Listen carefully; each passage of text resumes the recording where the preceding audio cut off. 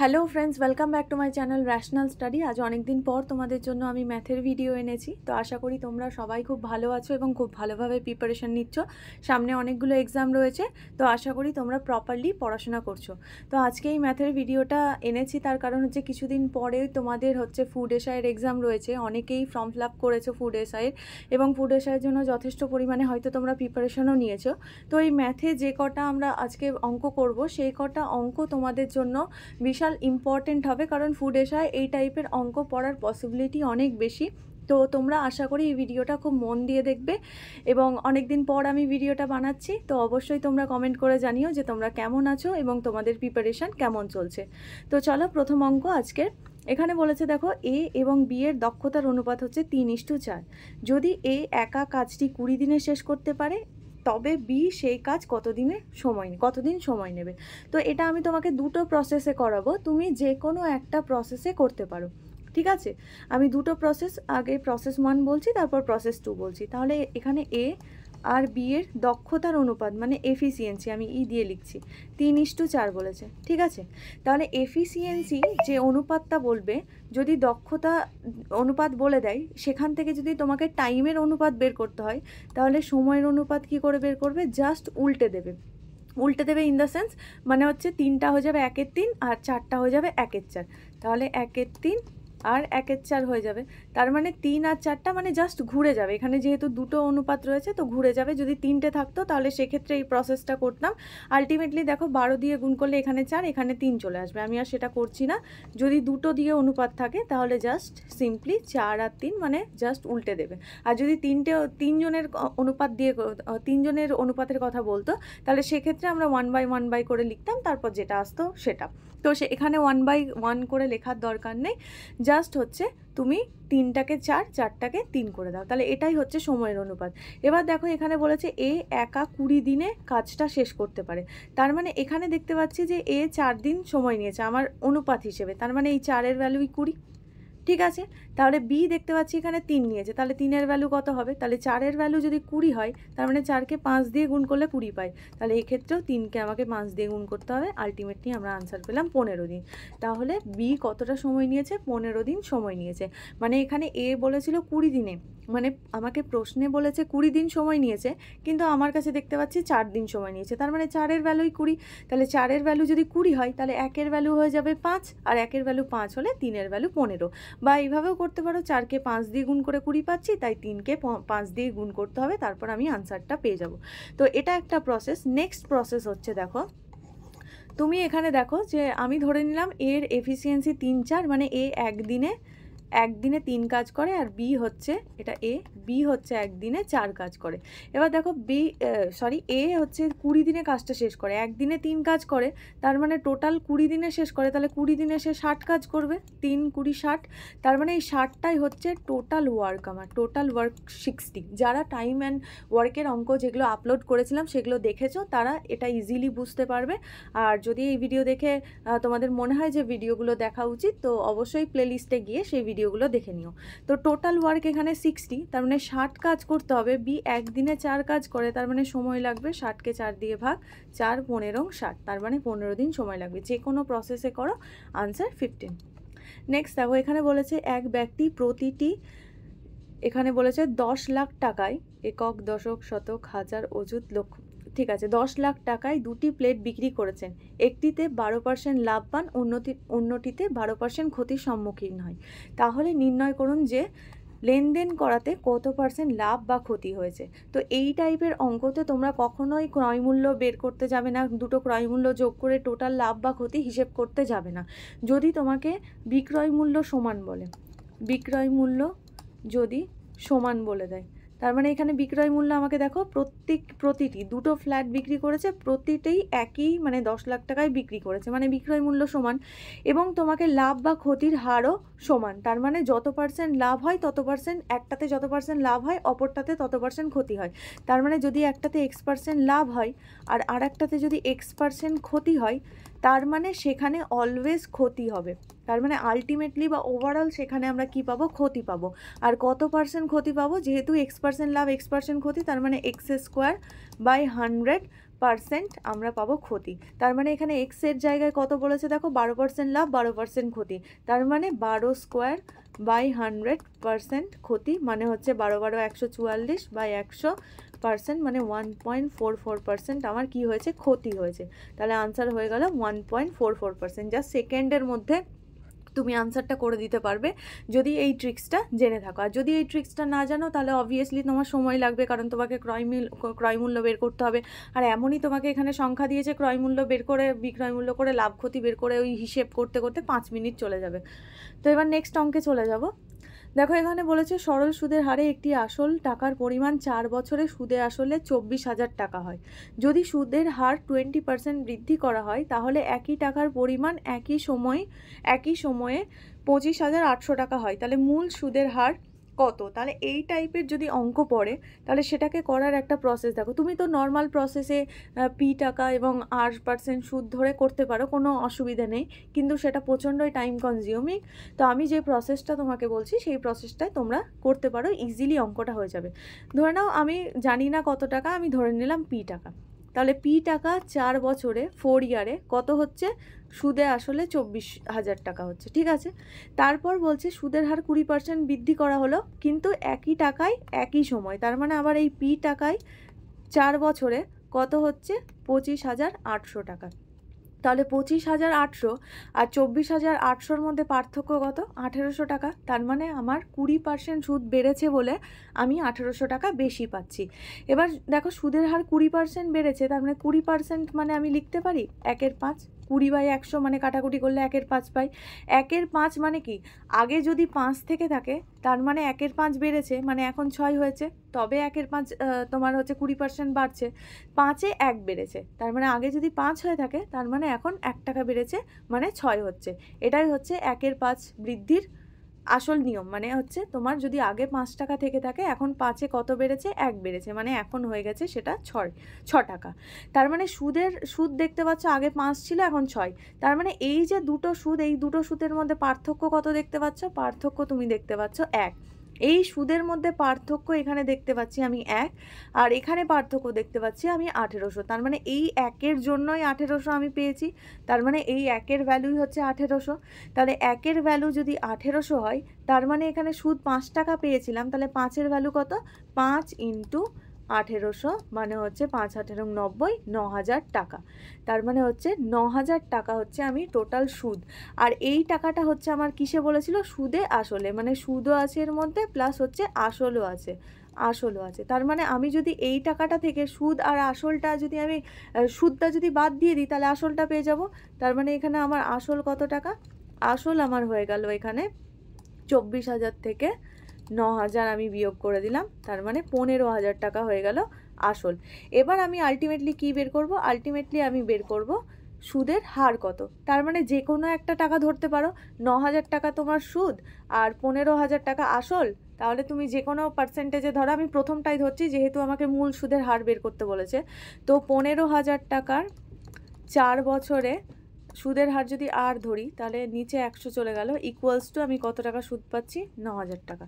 তাহলে 0 0 0 তিনটে কেটে দিলাম, আর এখানে 4 দিয়ে কাটলে 100-কে 25, 5 দিয়ে কাটলে 3, 5 দিয়ে কাটলে 5, আর এখানে হচ্ছে 3 দিয়ে যদি এখানে 9-কে কেটে দিই 3, তার মানে আর এর ভ্যালু হয়ে গেল ওখানে 3 আর নিচে 5 ছিল 15, তার মানে আর এর ভ্যালু হয়ে গেল 15%। তাহলে সঠিক উত্তর হয়ে যাবে অপশন 3, 15%।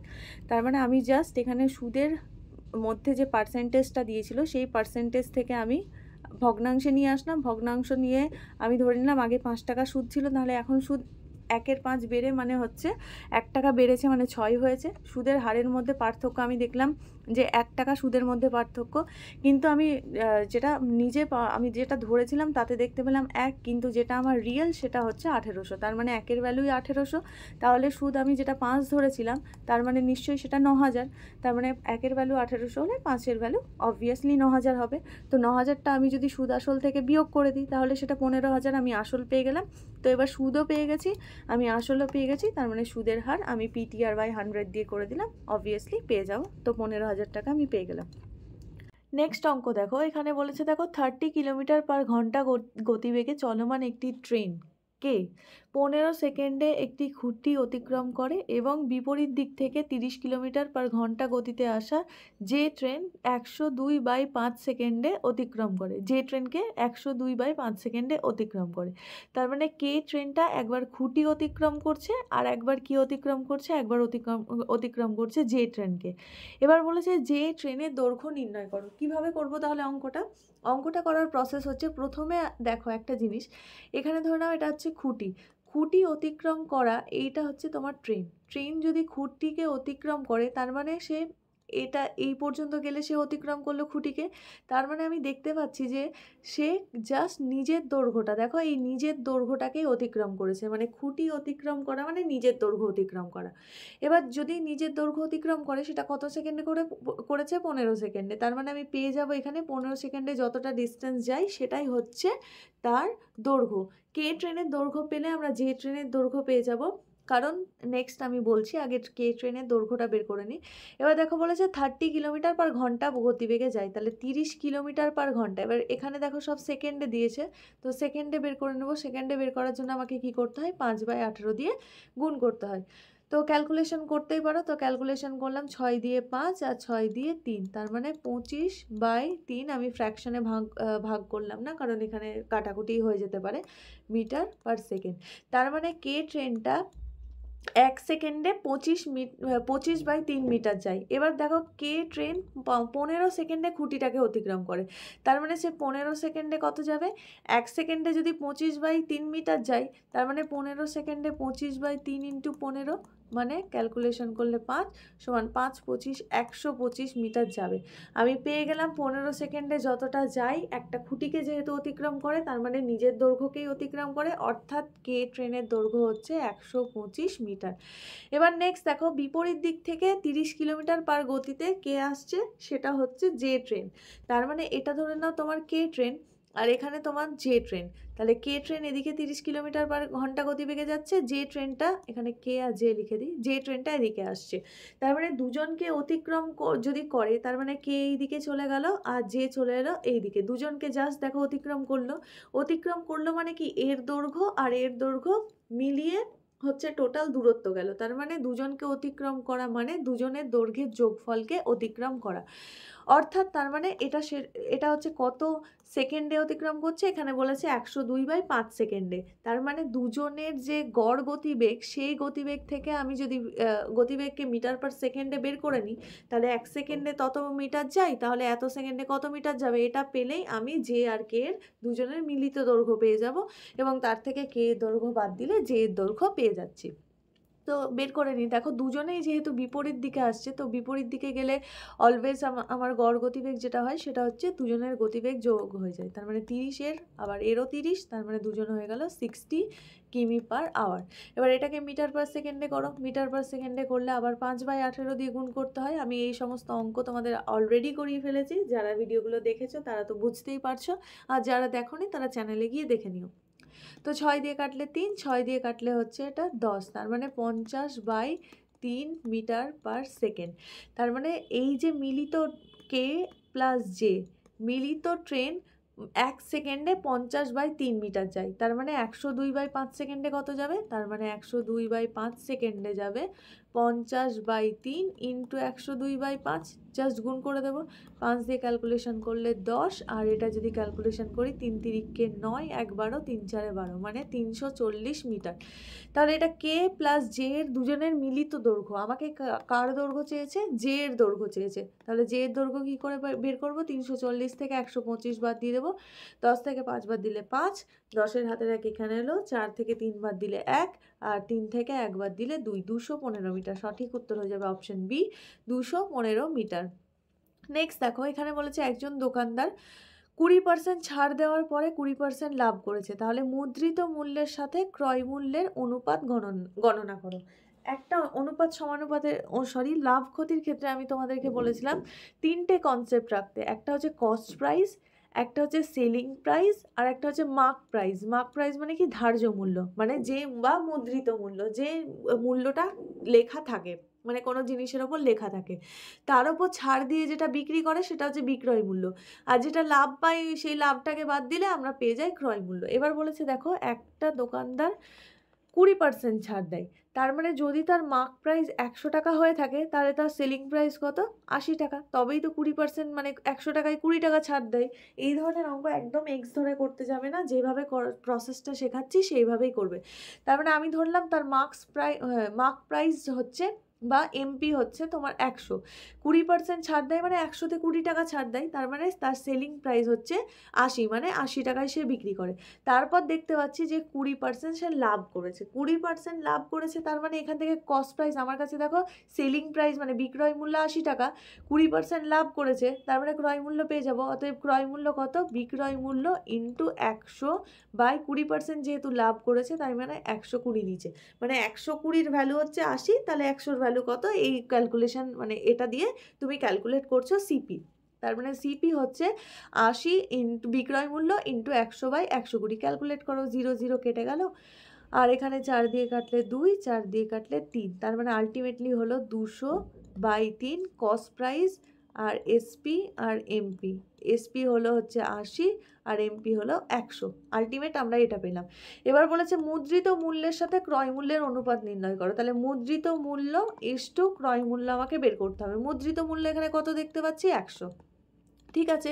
ক্রয় মূল্য কত দেখতে পাচ্ছি, 200/3, ক্যালকুলেশন করো, 0 0 0 0 কেটে গেল, আর 3 দিয়ে যদি গুণ করি তাহলে 3 এটা হয়ে যাবে 2, তার মানে 3:2 হয়ে গেল মুদ্রিত মূল্যের সঙ্গে ক্রয় মূল্য। পরীক্ষার হলে ভালো করে খেয়াল করবে যে কোনটা আগে দিয়েছে, এমপি আগে দিয়েছে মানে মুদ্রিত মূল্য আগে দিয়েছে তাই মুদ্রিত মূল্যটা আমি আগে লিখলাম, ক্রয় মূল্য পরে দিয়েছে তাই পরে লিখলাম। এটা হচ্ছে এক্সাম হলে সব থেকে বেশি ভুল হওয়ার পসিবিলিটি আছে, হয়তো তুমি ঠিকই করলে কিন্তু উল্টোভাবে লিখে দিলে, তাহলে সেক্ষেত্রে একটা ভুল হয়ে যেতে পারে। নেক্সট দেখো, এখানে বলেছে 42টি সংখ্যার গড় হলো 102, গণনায় যদি রাহুল ভুল করে 28, 30 এবং 50-এর পরিবর্তে 40, 86 এবং 24 যোগ করে থাকে তাহলে সঠিক গড় নির্ণয় করো। এই টাইপের অঙ্কও তোমাদের আমি শিখিয়ে দিয়েছি। এখানে টোটাল 42টা সংখ্যা রয়েছে এবং সংখ্যার গড় কত, এখানে সংখ্যা লিখলাম আর সংখ্যার গড় কত হয়েছে 102, ঠিক আছে। এবার রাহুল ভুল করে 28, 30 আর 50-এর পরিবর্তে এইগুলো লিখে নিয়েছে, এবার কত বেশি বা কম লিখেছে সেটা বের করে নিই। তাহলে 28, 30 আর 50-এর পরিবর্তে মানে এখানে 28 + 30 + 50 করলে আমি 5 আর 3 8, 80, 108-এর পরিবর্তে লিখেছি কত, 40, 86 আর 24, তাহলে 40, 86, 24 যোগ করলে 6 আর 4 10-এর 0, হাতে থাকলো 1, 8 আর 2 10 আর 1 11, 140 মানে 150, তার মানে 108 আমার ছিল, এই তিনটে যোগ করে আমি 108 পেয়েছি, কিন্তু আমি ভুল করে লিখে দিয়েছি 150, তার মানে কতটা বেশি লিখেছি, বেশি লিখেছি আমি 42, তার মানে 42 বেশি লিখে ফেলেছি। তার মানে যদি সঠিক গড় বের করতে বলি তার মানে আমাকে 42টা বাদ দিতে হবে, তবে আমি সঠিক গড়টা পাবো।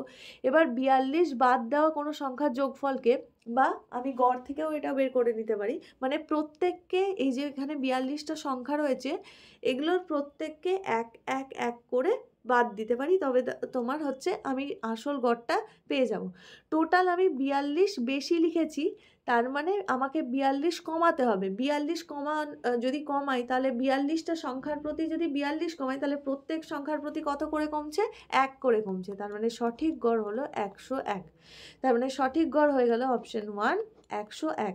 যেহেতু টোটাল মোট আমি 42 কমাচ্ছি, পার সংখ্যা প্রতি আমার 1 করে কমছে, তাই আমি গড় থেকে 1 বিয়োগ করে দিলাম, সেটাই হয়ে গেল আমার সঠিক গড়। নেক্সট দেখো,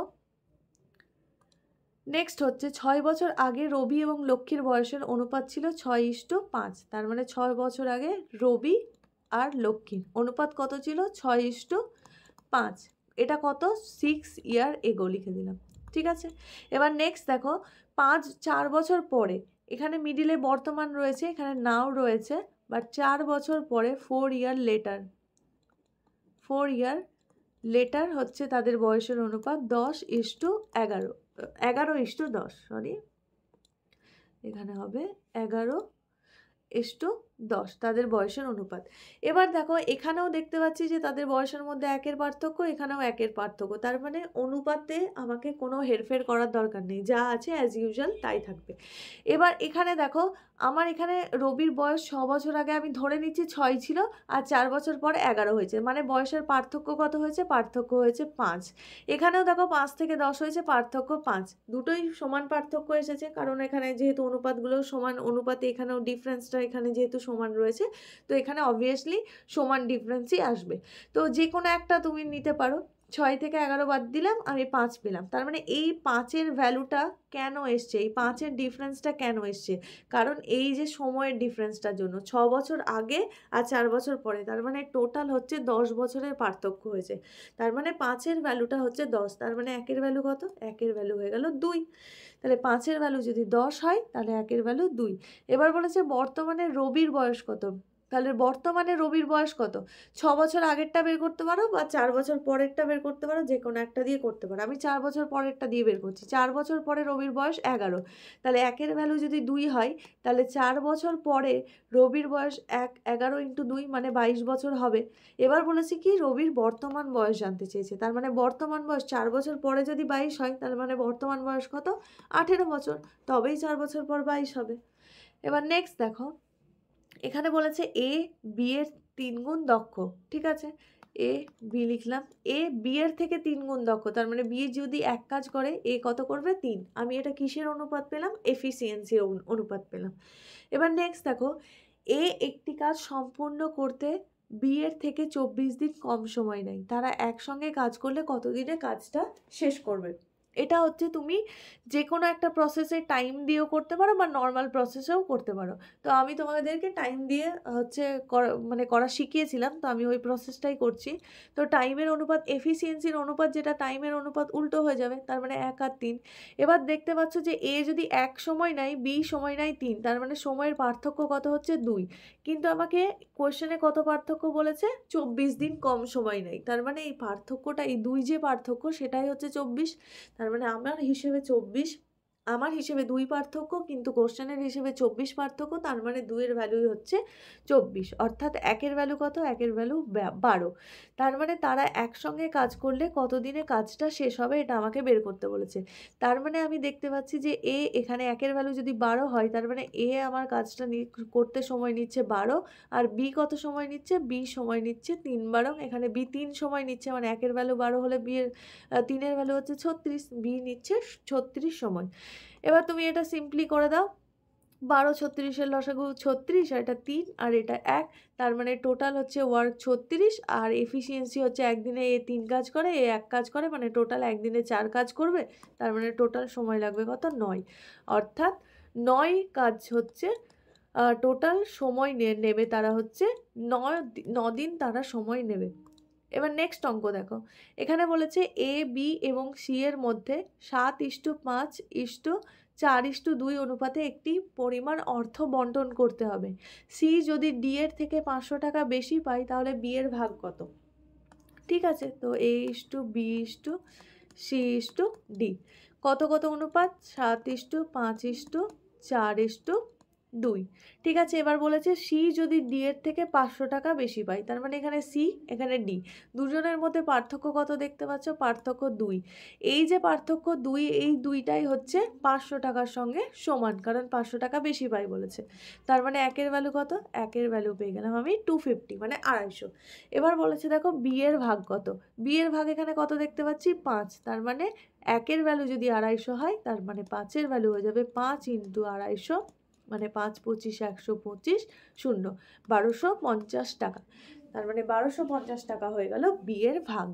নেক্সট অঙ্ক, এর আয় বি এর আয়ের 20% এবং বি এর আয় সি এর আয়ের 60% হলে তাদের সবার মিলিত মাসিক আয় এত টাকা হলে সি এবং এ এর আয়ের মধ্যে পার্থক্য কত? তো এই টাইপের একটু লেন্দি প্রশ্ন তোমাদের ফুড এসআই আসতে পারে, কারণ যেহেতু 6টা শিফটে এক্সাম হবে, তো 6টা শিফটে এক্সাম হলে কোন শিফটে তোমার সহজ প্রশ্ন আসবে, কোন শিফটে একটু হার্ড প্রশ্ন আসবে সেটা ভেবে পাওয়া যাবে না, তো প্রশ্নের ভ্যারিয়েশন হতে পারে, তো এই টাইপের একটু ক্যালকুলেটিভ অঙ্কও আসতে পারে। তো এখানে দেখো একটা সিম্পল প্রসেস আমি অনুপাত দিয়ে করাবো। এ এর আয় বি এর আয়ের 20%, বি এর আয় সি এর আয়ের 60%, তো আমি এখানে এ বি সি লিখছি। এবার বলেছে দেখো বি এর আই সি এর আয়ের 60%, আমি সি এর আই ধরে নিলাম 100, তার মানে বি এর আই 60, তবেই তো 60% হচ্ছে। বি এর আই সি এর আই 60% হচ্ছে, তবেই হচ্ছে এটা। যদি সি এর ভ্যালু যদি আমি 100 ধরি, তাহলে 100 60% হচ্ছে 60, তার মানে বি এর আই হচ্ছে এখানে 60। আর এ এর আই কত বলেছে? এ এর আই বলেছে বি এর আয়ের 20%, বি এর আই হচ্ছে আমার হিসেবে 60 আর তার 20%, মানে 20/100। ক্যালকুলেশন করো, 0 0 কেটে গেল, মানে 6 দুগুণ 12, তার মানে A is to B is to C আমি পেয়ে গেলাম। এটাকে শর্ট ফর্মেও লিখে দিতে পারো, যে ক্যালকুলেশন কম করেও মানে কাটাকুটিও করতে পারো, নাও করতে পারো। তো কাটাকুটি করে দিচ্ছি, যেহেতু সবগুলোকেই দেখতে পাচ্ছি 2 দিয়ে ভাগ যাবে, তো 6, আর এটা হয়ে গেল 30, আর এটা হয়ে গেল 50। ব্যাস এইটুকু চলে এলো। এটা হচ্ছে এ বি এবং সি এর অনুপাত। এবার বলেছে দেখো, তাদের সবার মিলিত মাসিক আয় 12,900 টাকা। তাহলে সবার মিলিত আয় এখানে কত দেখতে পাচ্ছি? 50 + 30 + 6, মানে 50 30 80 আর 6 86, তার মানে 86-র ভ্যালু হচ্ছে 12,900 টাকা। তার মানে এখানে একের ভ্যালু বের করে নিই। একের ভ্যালু কত? 12,900/86। ঠিক আছে, 12,900/86। আমি ক্যালকুলেশনটা পরে করছি। এবার দেখো এখানে বলেছে সি এবং এ এর আয়ের পার্থক্য কত। তাহলে সি আর এ এর আয়ের দুজনের মধ্যে পার্থক্য আমরা কি দেখতে পাচ্ছি? 50 আর এটা 6, পার্থক্য করলে আমরা পাচ্ছি 50 থেকে 6 বিয়োগ করলে 44, 44। তার মানে 44-এর ভ্যালু আমাকে বের করতে হবে। তাহলে একের ভ্যালু যদি 12,900/86 হয়, 86 হয়, তার মানে 44-এর ভ্যালু কত? 44 দিয়ে গুণ করে দেবো। এবার দেখো কত দিয়ে কাটাকুটি যাচ্ছে। 2 দিয়ে তো এটাকে কাটি আগে, 2 দিয়ে এটা 22, 2 দিয়ে হলো 43। এবার 43-কে দেখতে পাচ্ছি 3 দিয়ে করলে 129 যায়, তার মানে 300। তার মানে আলটিমেটলি কি পেলাম? 22 × 300, মানে 3 দুগুণ 6, 3 দুগুণ 6, 0 0, 6,600 টাকা হচ্ছে এ এবং সি এর আয়ের মধ্যে পার্থক্য। অপশন 2 হচ্ছে সঠিক উত্তর। তো এই ছিল 10টা অঙ্ক, যেটা তোমাদের ফুড এসআইয়ের জন্য আমি মনে করি যে এই টাইপের অঙ্ক তোমাদের পড়তে পারে। তো তোমরা অঙ্কগুলো করো এবং প্র্যাকটিস করো আরও এই টাইপের অঙ্ক। আর ফুড এসআই যেহেতু কাট অফটা বেশি যাবে, তো ম্যাথের ওপর আর জিকেতে তোমরা ফুল মার্কস, যতই হোক ফুল মার্কস তোমরা তুলতে পারবে না। শুধুমাত্র একটা চান্স আছে যে ম্যাথে তুলতে পারো, বা ম্যাথে ম্যাক্সিমাম মার্কস তোমাদেরকে তোলার চেষ্টা করতে হবে। কারণ এখন সবাই খুব ভালো প্রিপারেশান নিচ্ছে, তো তোমরা যদি খুব ভালো প্রিপারেশান না নাও, তো পাস করাটা একটু ডিফিকাল্ট হয়ে যাবে। আর তাছাড়া সামনে তোমাদের যে কনস্টেবলের এত ভ্যাকান্সি বেরোচ্ছে, বা এসআইয়ের ভ্যাকান্সি বেরোচ্ছে, তো সেগুলোতেও এই টাইপের অঙ্ক তোমাদের আসতে পারে। তো আশা করি তোমাদের এই ভিডিওটা ভালো লেগেছে, এবং যদি ভালো লাগে তাহলে অবশ্যই ভিডিওটাকে লাইক করো, শেয়ার করো, আর চ্যানেলটাকে সাবস্ক্রাইব করে দিও যারা করোনি। দেখা হচ্ছে পরের ভিডিওতে। এখনকার জন্য টাটা।